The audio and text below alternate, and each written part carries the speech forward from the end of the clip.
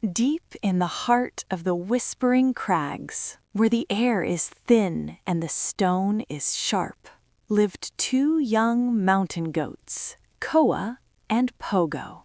Koa was a dreamer. He spent his days staring at the cloud-peaked summit, the highest point in the kingdom, where the great elders sat in silence. To Koa, strength was a magical glow, something you woke up one day like a gift from the sun. Pogo, on the other hand, was a realist with knobby knees and a constant coat of dust. He didn't look at the summit much. He mostly looked at his own hooves. One morning, Koa stood on a ledge, puffing out his chest. "Pogo, I've figured it out. To be strong, you just have to look strong. I'm going to stand on this high rock, still as a statue, and let the mountain air turn my muscles into granite. By sunset, I'll be ready to leap to the summit." Pogo didn't stop his work. He was currently trying to climb a small, unremarkable boulder for the 50th time. He slipped, scraped his shin, and landed in a heap. "Koa," Pogo said, panting, "I don't think strength is a statue.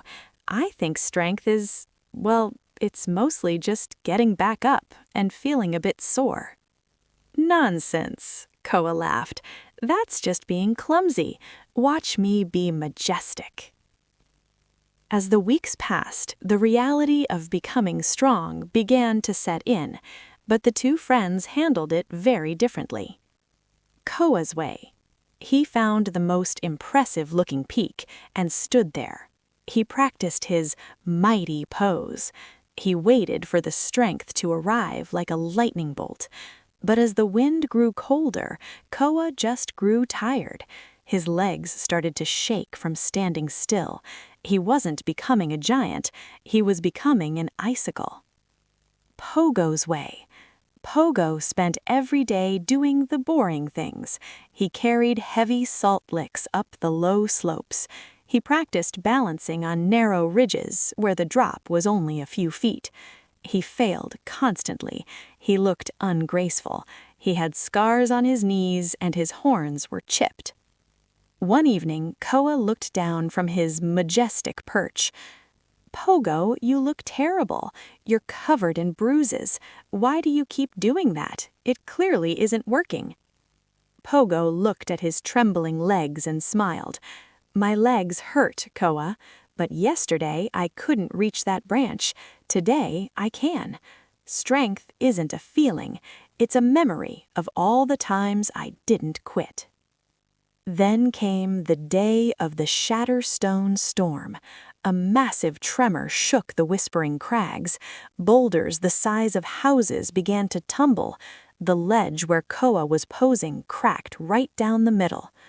"Help!" Koa cried.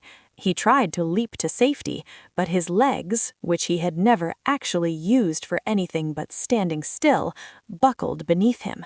He had the look of a hero, but the muscles of a moth. Suddenly, a blur of gray and brown vaulted over the gap. It was Pogo. He didn't look majestic, he looked focused. His knobby knees were now thick with muscle, his chipped horns held steady. "Grab my scruff," Pogo grunted.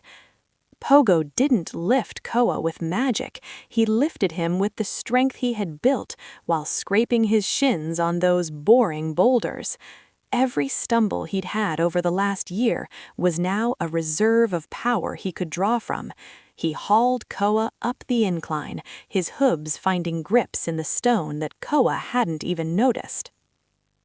When the dust settled, they weren't at the cloud-peaked summit yet, but they were safe. Koa looked at his friend, really looked at him. He saw the scars not as accidents, but as medals. "I thought strength was something you became, like a butterfly coming out of a cocoon." "No," Pogo said, leaning against the cold stone. "Strength is something you build, one painful brick at a time. It's the reality of the sweat, the sore muscles, and the 1,000 times you wanted to stop but didn't. It's not a gift, Koa. It's a trade. You trade your comfort for power. Koa stood up, his legs still shaky, but his eyes were different now. He didn't look at the summit, he looked at the nearest, smallest rock. Pogo, Koa asked, can you show me how to climb that boulder, the one that makes your shins bleed? Pogo grinned, only if you're ready to be very unmajestic for a while. And together, beneath the vast watching mountains, the two friends began the long, messy, and wonderful work of becoming truly strong.